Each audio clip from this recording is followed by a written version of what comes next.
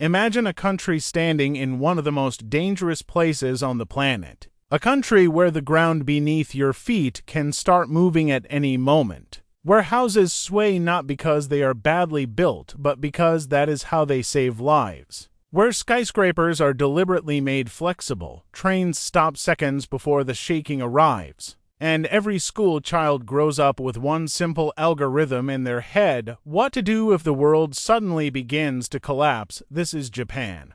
A country living on the edge of four tectonic plates by every rule of a peaceful life. One of the richest and most technologically advanced countries in the world should not have appeared here. There are too many mountains, too little flat land, too many volcanoes, typhoons, tsunamis, and earthquakes. And yet this is where Tokyo, Osaka, Kyoto, Yokohama, giant ports, bullet trains, factories, nuclear power plants, skyscrapers, and tens of millions of people grew. Japan is a country that exists every day on moving ground. And the most astonishing thing is not that earthquakes happen here. The most astonishing thing is that the country has learned to live as if disaster could begin at any second, while life still has to continue. Today we will find out why Japan shakes so often, how the Japanese built cities on one of the most unstable territories on Earth, why their buildings do not simply stand but almost dance during tremors. Remember the disasters that changed the country forever. Break the myth that Japan is fully ready for any earthquake, and understand why the next major catastrophe here is considered not a question of if, but a question of when. To understand Japan, we first need to look not at its cities, but beneath them, deep under the islands, lies a place where enormous plates of the Earth's crust collide. The Pacific Plate, the Philippine Sea Plate, the Eurasian Plate, and the North American Plate. Around Japan, everything is moving, pressing, sliding underneath, and breaking. The country stands literally on the seams of the planet. If you imagine Earth as a giant cracked shell, Japan lies where several cracks meet in one dangerous point. One plate slowly dives beneath another. Massive slabs of rock lock together, compress, and build up stress for years and decades. Then, at some moment, they can no longer hold. There is a sudden rupture, and the energy stored deep inside the Earth bursts outward as an earthquake. That is why Japan shakes so often. For many countries, an earthquake is a rare historical event. For Japan, it is part of reality. Weak tremors happen regularly here, and locals often barely notice them. A cup trembles on the table, a lamp swings, a phone sends an alert, and a minute later life continues. But from time to time, it is not a weak tremor that comes, it is a catastrophe. And then the whole country remembers that it does not stand on calm ground, but on a living mechanism stronger than any human being. Japan lies on the so-called Pacific Ring of Fire. This is a huge zone around the Pacific Ocean where the most active volcanoes and the most destructive earthquakes on the planet are concentrated. Kamchatka, Alaska, California, Chile, Indonesia, the Philippines, and Japan is among them, but Japan has one special feature. The danger did not come to a desert, to empty mountains, or to scattered villages. It came to a place where tens of millions of people live. The Japanese islands themselves are very inconvenient for life. Most of the country is covered by mountains. There is little flat land, and almost all of it lies in narrow coastal plains and river valleys. And that is exactly where the cities grew. So the paradox is this: the most convenient places to live in Japan are often also the most dangerous. The coast is convenient for ports, trade, rice fields, roads, and railways. But tsunamis come to the coast. Soft soils there can amplify shaking. And high population density becomes especially terrifying during disasters. Japan was forced to choose not between safe and dangerous, but between dangerous and even more inconvenient. Mountains take up too much space. Deep inside the islands, building huge megacities is extremely difficult. So, for centuries, people crowded onto narrow strips of land between the sea and the mountains. Villages grew there, then towns, then industrial zones, then skyscrapers and high-speed rail lines. That is how a country appeared where most of the population is concentrated on small usable areas while around them are mountains, ocean, and volcanoes. Tokyo is the main example of this Japanese paradox. Today it is the largest urban agglomeration on the planet. Tens of millions of people live in one vast urban organism. Subways, skyscrapers, highways, offices, schools, stations, ports, airports, everything works with incredible precision. And all of it stands in a region where a powerful earthquake is expected in the future, not maybe someday, expected. Japanese authorities, scientists, and engineers openly calculate scenarios for a major quake in the capital region. They model which districts will suffer, where fires will start, how many people may be unable to get home, and how bridges, hospitals, water systems, and transport will behave. In another country, such a forecast might sound like panic. In Japan, it is part of normal planning because the Japanese understood long ago you cannot cancel a disaster, you can only meet it better prepared. And this is where the most important thing begins, Japan's engineering of survival. In old Japan, houses were often built from wood and paper. At first glance, this seems fragile and dangerous. But in a country of earthquakes, this architecture had its own logic. A light wooden house kills fewer people if it collapses than a heavy stone building. Wood bends, works, and absorbs movement, but there was another disaster, fire. After strong earthquakes, fire often became the main killer. Stoves, lamps, broken kitchens, dense neighborhoods, wind, and a city could turn into one enormous blaze. One of the worst tragedies happened in 1923. The Great Kanto earthquake destroyed Tokyo and Yokohama. But even more terrifying were the fires that began after the shaking. Firestorms swept through districts where people were trying to take shelter. Tens of thousands died. For Japan, it was a shock that forever changed its attitude towards cities, construction, and safety. The country understood the tremor itself is not the only danger. What begins after it can be just as deadly: fires, panic, collapsed roads, broken pipes, stopped trains, cut-off districts, lack of water, tsunamis. An earthquake is not one event. It is a chain reaction, and the Japanese began fighting not only the shaking, but the entire chain of consequences. Modern buildings in Japan are designed not to resist the ground like a stone block, but to move with it. A skyscraper during an earthquake can sway visibly. For a person inside, this may look frightening, but that swaying is what saves the structure. If a building is too rigid, it breaks. If it is flexible, it survives the impact. Some buildings use huge shock absorbers, dampers, and special pendulums. They absorb the energy of the tremors, like a car's suspension smooths out a rough road. Other structures use seismic isolation. The building is placed on special supports that separate it from the movement of the ground. When the ground shakes, the base moves, but the building itself receives a much weaker blow. It sounds like science fiction, but in Japan it is part of everyday construction. Engineers here do not ask, will there be an earthquake? They ask, how will the building behave when it starts? And that is a fundamentally different approach. Japan does not build cities hoping disaster will pass by. It builds cities assuming disaster will come. The warning system is especially impressive. When an earthquake begins deep underground or beneath the ocean, different waves travel at different speeds. The first waves arrive faster, but they are weaker. The dangerous, destructive waves come slightly later.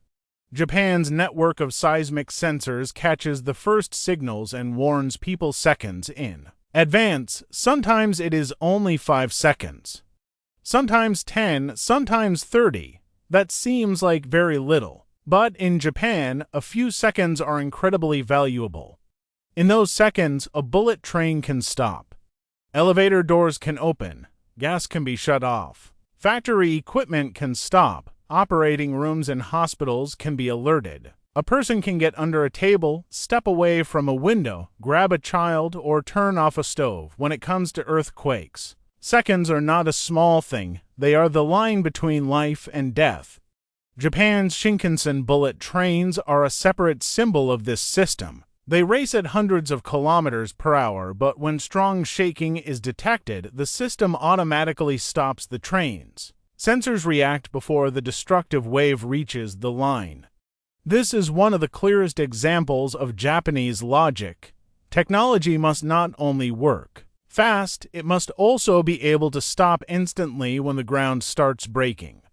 But Japan's most terrifying danger often comes not from below, but from the sea. Tsunami. The word tsunami itself came into the world from Japanese and not by accident. For the Japanese, this is not an abstract natural phenomenon, but an ancient fear written into their culture when a strong earthquake happens under the ocean. The seafloor can suddenly rise or fall. A huge mass of water begins to move. In the open ocean, the wave may be almost invisible, but near the shore it grows into a wall of water carrying ships, cars, houses, trees, tanks, concrete, people, and entire neighborhoods.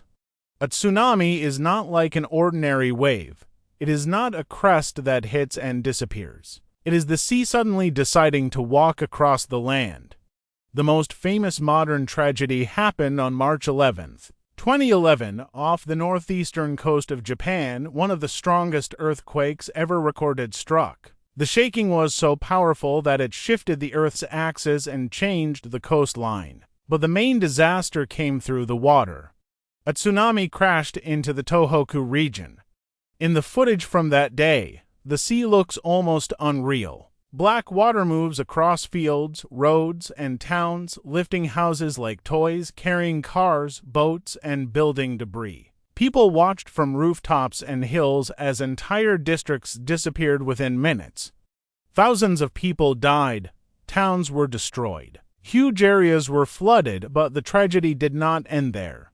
The water hit the Fukushima Daiichi nuclear power plant. The protection system could not withstand the scale of the tsunami. The plant lost power and cooling, and accidents began in the reactors. A natural disaster turned into a technological one as well for Japan. This was a national turning point. A country considered one of the best prepared in the world for earthquakes suddenly saw that even the most disciplined system can misjudge the scale of a threat.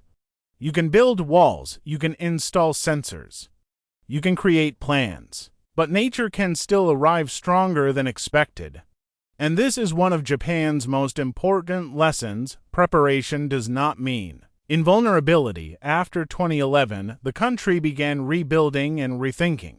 Sea walls were strengthened, settlements were moved to higher ground, hazard maps were revised, new evacuation towers were built. Nuclear plant rules were changed, and new drills were carried out.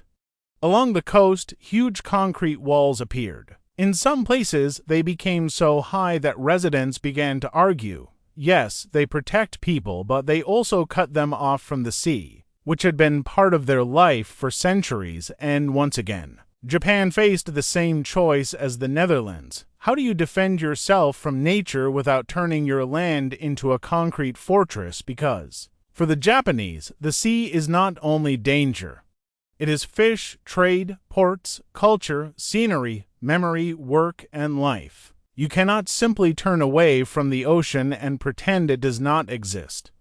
But forgetting 2011 is impossible too, so Japan's protection today is not only walls, it is evacuation routes, sirens, apps, school drills, signs showing elevation above sea level, towers, shelters, risk maps, and a constant reminder. If there's a strong quake near the sea, do not wait for an official order, go uphill. In Japan, there are stone markers left after old tsunamis. Some carry warnings to future generations: do not build houses below this point. Remember the wave. Do not forget. And the most tragic part is that in many places, people eventually moved back down toward the sea anyway, because it is easier to live there, because work is there, because memory fades, because danger feels distant until it returns. This is one of the main themes of Japanese history, the struggle not only against nature, but against human forgetfulness. But earthquakes and tsunamis are not the only threat. Japan is also a country of volcanoes. There are more than 100 active volcanoes here. The most famous is Mount Fuji. The irony is that the symbol of calm, beauty, and harmony is actually a volcano. Its perfect cone, drawn on postcards, prints, and tourist posters, is not just a mountain. It is a sleeping giant. Fuji has not erupted for a long time, but it is not considered fully dead. And Japanese scientists understand perfectly well that one day it may wake up again. Imagine this: near one of the largest megacities on Earth stands a famous volcano whose eruption could cover roads, power lines, airports, water systems, and parts of Tokyo with ash. And still people live nearby. Why? Because volcanoes, as in Mexico, do not only destroy, they create. Volcanic ash produces fertile soils. Hot springs became part of the culture. Mountains shape the landscape, climate, tourism, and religious traditions. In Japan, danger and beauty are often found in the same place. Mount Fuji is the perfect symbol of the country, beautiful, calm on the outside, and potentially dangerous within. Add typhoons to this. Every year, Japan faces powerful storms, heavy rains, landslides, and floods. The warm ocean gives birth to cyclones that move toward the islands from the south. Winds break trees and tear off roofs, waves hit ports, rivers overflow, and mountain slopes slide downward. And again, geography works against the country. Mountains cover most of the territory, and rivers are short and fast. During heavy rain, water does not spread gently across a wide plain. It rushes downward, turning valleys into traps. That is why Japanese safety is not one system against earthquakes. It is an entire culture of living among threats. Earthquake, tsunami, volcano, typhoon, landslide, flood, fire. Each of these dangers requires its own plan, and they can overlap. That is why discipline is so important in Japan. From childhood, children are taught what to do during an earthquake. Schools hold regular drills. People know where the nearest evacuation zone is. Homes keep emergency kits, water, flashlight, batteries, food, radio, first aid kit, documents. Offices and apartment buildings have instructions. Phones have alerts, streets have signs, districts have assembly points. Television broadcasts instant messages. To a tourist, this may look alarming. To a Japanese person, it is normal because in a country where the ground can suddenly shift, preparation becomes an everyday habit, like wearing a seat belt. But here it is important to break a big myth. Many people think Japan is so technological and prepared that earthquakes are no longer truly scary for it, as if Japanese buildings do not fall. People always know what to do, and the system controls everything. That is not true. Japan has not defeated earthquakes. It has simply learned to reduce the cost of the blow. Yes, modern buildings are much safer. Yes, warnings work. Yes, trains stop. Yes, the population is trained better than almost anywhere else in the world. But if a truly powerful disaster strikes near a densely populated area, there will still be destruction. Old houses still exist. Narrow streets can still become blocked, fires are still dangerous, a tsunami can still rise higher than expected, people still may not have time. Preparation is not a shield that makes a country immortal. It is a way to win time and save as many lives as possible. Japan understands this better than most. That is why several major scenarios are constantly being anticipated. One of the most frightening is an earthquake along the Nankai Trough. This is a zone off the Pacific coast where powerful megaquakes have happened before. Scientists believe that in the future, a giant rupture there is possible again, one that could affect a huge part of the country and trigger a destructive tsunami. Another scenario is a strong earthquake directly beneath Tokyo or near it. For a country where the capital is the heart of the economy, politics, transport, and communication, this would be a blow of incredible scale. And Japan is preparing, not because it loves disasters, but because ignoring them here is impossible. There is even a strange psychological feature of life in Japan. Danger is so constant that it becomes background. People do not walk around in panic every day. They work, study, ride the subway, make plans, open businesses, go to restaurants, get married, and raise children. In other words, they live ordinary lives. But beneath that ordinary life, there is always one piece of knowledge the ground may shake, and that knowledge has shaped the Japanese character no less than history, culture, or economics. In a country where disaster can begin without warning, order, precision, mutual help, respect for rules, and the ability to act without chaos become especially valuable. After major disasters, the world is often surprised by Japanese cues, calmness, organization, and lack of mass panic, but this is not magic. And it is not some innate superpower. It is the result of long life next to danger. When you understand that your panic during a disaster can hurt your neighbor, you learn to control yourself. When a narrow street, elevator, train, school, or shelter depends on shared order, discipline becomes not a beautiful trait, but a way to survive. Just as water shaped the Dutch, earthquakes shaped the Japanese, not completely, of course, but very deeply, and yet Japan does not only defend itself.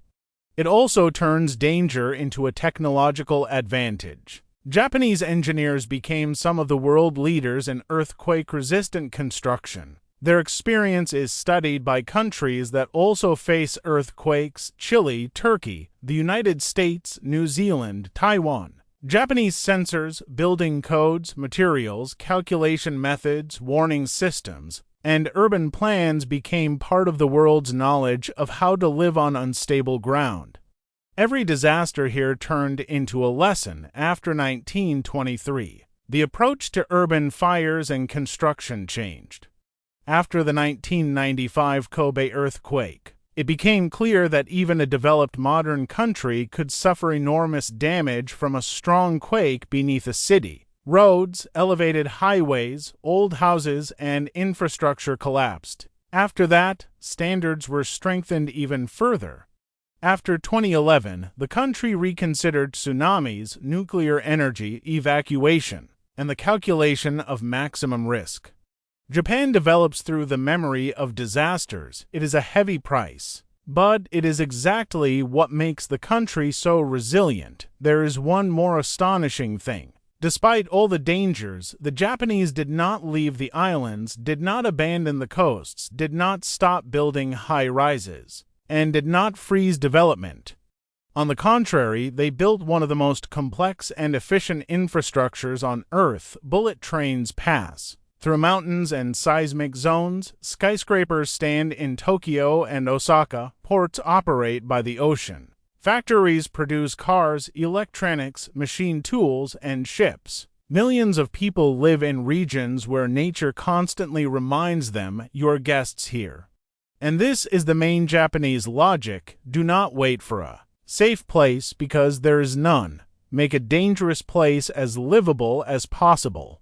The Netherlands reclaimed land from the sea. Japan reclaimed stability from shaking ground. Both require not one-time heroism, but daily discipline. But the future is making Japan's task even harder. The climate is changing. Typhoons may become more dangerous because of a warmer ocean. Rainfall is becoming more extreme, and aging population makes evacuation harder. In small towns and villages, there are more and more elderly people who find it harder to move quickly to higher ground or survive power and water outages. Infrastructure is aging. Roads, bridges, pipes, and power lines require constant renewal. And a major quake may come not when everything is ready, but when the country is tired, distracted, or saving money. So Japan's main question today is not whether another disaster will happen. It will. The question is how many people it will be able to save. And here Japan again does what it does best: prepares in advance. It updates risk maps, strengthens buildings, develops sensors, teaches children, trains emergency services, builds new warning systems, tries to move some life away from the most dangerous places. Debates sea walls, nuclear plants, evacuation, old houses. In the future of coastal towns, this does not look like Hollywood heroism. It is boring, expensive, endless work, but that is exactly the kind of work that saves countries. If one day a strong earthquake strikes beneath Tokyo, the world will again see how thin the line is between a megacity of the future and the ancient power of the earth. But it will also see something else, a city that spent decades preparing for that moment. Japan is a country built on a compromise with catastrophe. It cannot stop the plates. It cannot cancel tsunamis. It cannot extinguish volcanoes. It cannot ban typhoons, but it can build flexible buildings. It can warn people seconds in advance. It can teach children. It can remember old mistakes. It can evacuate faster. It can design cities more intelligently. It can rise again after the blow. And perhaps this is Japan's main lesson. Safety is not the absence of danger. Safety is the readiness to live where danger is inevitable. Japan exists in a place where the ground constantly reminds people of its power. And yet on this land, one of the most developed countries in the world has grown, not because nature was gentle to it, but because people learned to be precise, patient, and prepared. The Netherlands lives below sea level as long as the pumps keep running. Japan lives on moving ground as long as memory keeps working. Memory of past disasters. Memory of old mistakes. Memory that the world can change in a few seconds. And it is this memory that allows the country to rise again every time. If you found this story interesting, like the video and subscribe to the channel.